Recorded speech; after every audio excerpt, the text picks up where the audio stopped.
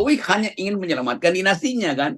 Ya. Jadi bayangin misalnya di Golkar ada anak-anak muda itu, ada Erwin Aksa, ada Doli, ada Aceh segala macam itu, ada Maman. Kan kita tahu cara mereka berpikir tuh, ingin otonom. Kendati memang ketuanya Pak Erlangga itu ada di dalam mungkin radar sprintnya Pak Jokowi kan. Mm. Tetapi Golkar adalah partai yang dari awal ingin mandiri sebetulnya. Kan ini cuma keterpaksaan aja kan, harus sodorkan Gibran di situ kan.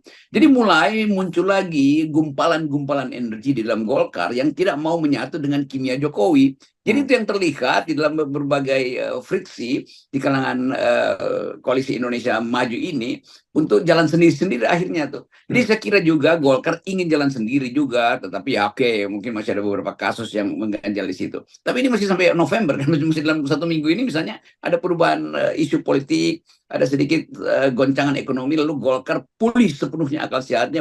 Walaupun kami diincar karena sangat mungkin jejak-jejak korupsi tokoh-tokoh Golkar masih dipegang oleh Pak Jokowi, tetapi Golkar mesti terangkan bahwa kalaupun kami punya kesalahan, itu kesalahan pidana, tetapi kelakuan Jokowi itu kesalahan konstitusi, itu maksa-maksa segala macam. Saya kira itu tuh provokasi kita siang ini. Ya, saya kira ini kalau kita analogikan ya Bung Rocky dengan IKN ya, di mana kan kemudian banyak sekali taipan-taipan yang great groundbreaking juga di sana begitu ya. Tapi nanti kan dia tahu ya sebentar lagi kan pergi setelah groundbreaking nggak dilanjutin nggak apa-apa. Sama saya kira soal ini kan Pak Jokowi itu berkuasa sampai Oktober gitu. Sementara, nah silakannya tapi kalau soal pilkada ini kan pendaftaran itu pada bulan Agustus dan penetapan pada bulan September. Jadi Pak Jokowi masih agak lebih leluasa lah ngatur sampai pencalonan. Tapi soal waktu nanti pada pemilihan Pak Jokowi udah nggak bisa apa-apa. Ya, kita lihat bahwa nafas Pak Jokowi sebagai politisi ya makin terengah-engah tuh, dan orang atau para politisi itu politisi muda Golkar itu tahu batas nafas politik Pak Jokowi sebetulnya. Jadi Jokowi tetap menginginkan dia bisa atur Golkar, dia bisa atur partai yang lain, dia masih bisa nindipin kepentingan dia melalui Gibran di Gerindra. Ternyata Gerindra juga mulai menganggap bahwa nggak begitu dong, masa terus-menerus kita tunduk pada kepentingan Jokowi. Gibran cukuplah, jangan ditambah lagi itu. Jadi tetap ini potensi retak di Kim itu, koalisi Indonesia Maju ini sangat mungkin terjadi karena dua faktor. Pertama, makin sadar kader-kader muda terutama di Gerindra maupun di Golkar itu bahwa mereka tidak mungkin sekedar jadi boneka terus-menerus kan. Masa tokoh-tokoh muda di Golkar itu tadi saya sebut beberapa nama itu, Erwin, Doli, Maman, Aceh, siapa lagi itu yang bahkan generasi di bawah mereka ini yang muda-muda itu yang jadi caleg dan berhasil di banyak daerah. Kan Golkar panen suara sebetulnya kan. Kenapa mereka mesti tunduk pada kecemasan? Yang cemas biar aja Erlangga yang cemas. Dan suruh dia minum air mineral. Enggak, saya kira sebenarnya kelihatan sekali kan polanya ya. Mulai ada trade off dan saya kira mereka juga kalau misalnya trade off-nya tidak semata-mata karena tunduk pada Jokowi misalnya Sumatera Utara. Mungkin mereka melihat bahwa ya memang Bobi punya peluang begitu. Jadi udahlah nggak apa-apa kita kasih pur dulu Pak Jokowi di situ. Tapi ketika mulai minta Jakarta, kemudian minta lagi di misalnya Jawa Barat dan sebagainya, ya nanti dulu gitu. Padahal buat Pak Jokowi sebenarnya yang paling vital itu di Jakarta, bukan di tempat-tempat lain. Begitu. Itu mereka bisa baca jalan pikiran Jokowi itu, dan kecepatan atau kecerdikan anak-anak Golkar ini itu susah ditandingi oleh orang yang sudah berkerumun di sekitar Jokowi itu kan. Jadi ini bagus juga kita mulai ada dalam satu kompetisi yang di dalamnya ada taktik dan strategi itu. Nah mungkin secara taktik masih disimpan oleh Golkar, masih disimpan oleh Gerindra, tetapi saya menduga keras atau menghitung secara kuat Pak Prabowo pun pada akhirnya harus keluar dari tuntunan Jokowi, karena kader-kader Gerindra juga tahu bahwa oke lah Pilpres sudah selesai, tapi jangan terus-menerus Gerindra itu dijadikan sekedar proksinya Jokowi. Golkar juga berpikir begitu, dan sangat mungkin ada koordinasi diam-diam itu tacit agreement antara anak-anak muda Gerindra dan anak-anak muda di Golkar untuk mulai balelo tuh.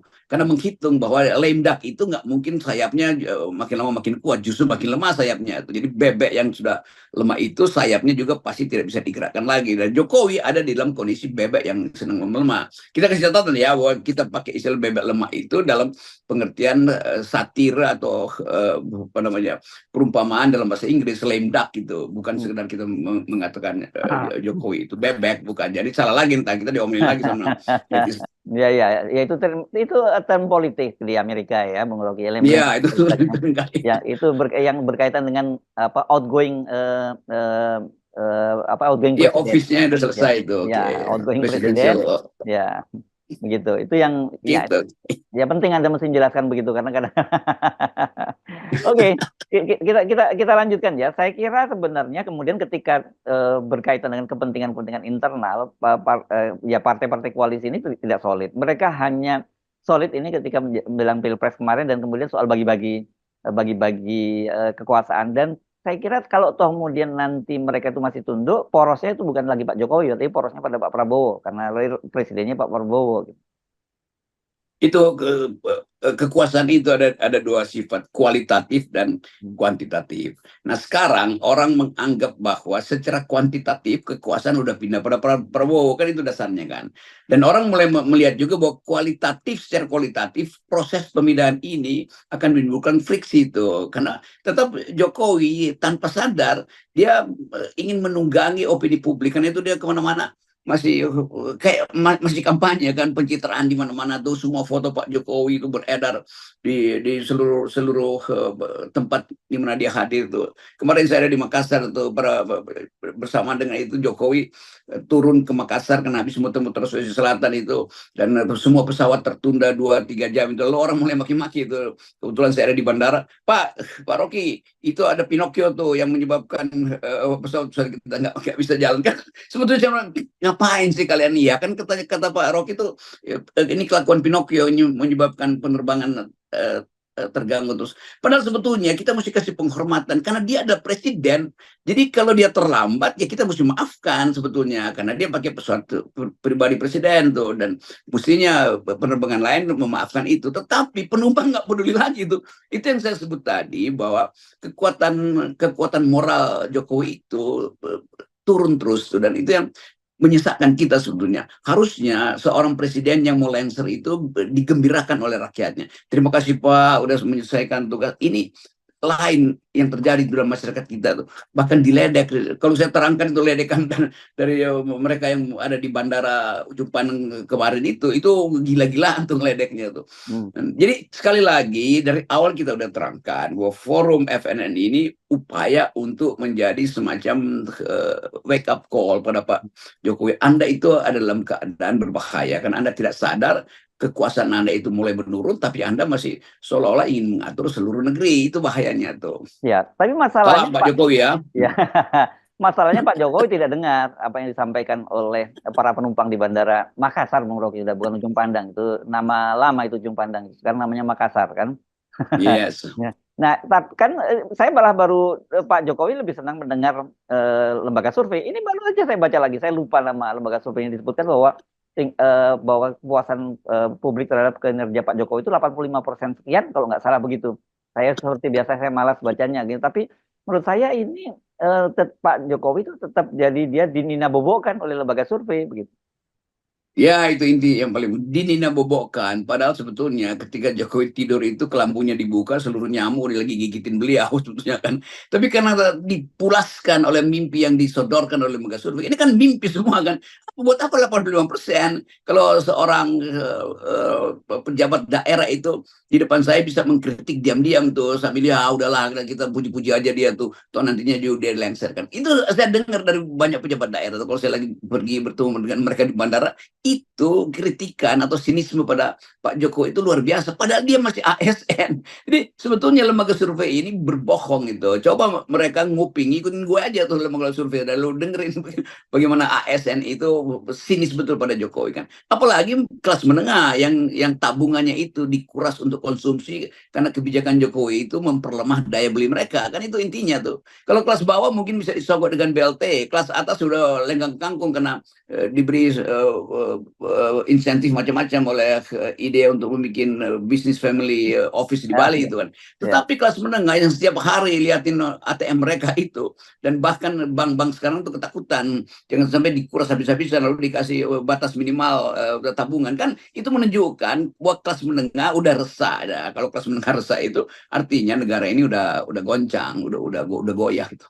Ya, jadi kalau kita kembali ke topik tadi ya, topik awal soal bagaimana cengkeraman Pak Jokowi terhadap partai-partai koalisi 02 ini sekarang sudah mulai melemah. Saya kira ini jadi Pak Jokowi mungkin membuat nggak jadi tidur, nggak bisa tidur nyenyak walaupun di Nina bubukan oleh lembaga survei, karena pasti kan fokus perhatian Pak Jokowi adalah bagaimana masa depan dari dinastinya sepeninggalnya Pak Jokowi, karena orang seperti Gibran, orang seperti Bobi, bahkan seperti Kaisang kan posisi tawarnya pasti akan lemah bersamaan dengan lengsernya Pak Jokowi. Ya, saya membayangkan sebetulnya Bobi, Kaisang, Gibran ada juga dalam mental kecemasan itu. Tapi dia mungkin tutupi itu karena berharap bapaknya bisa carikan jalan keluar tuh.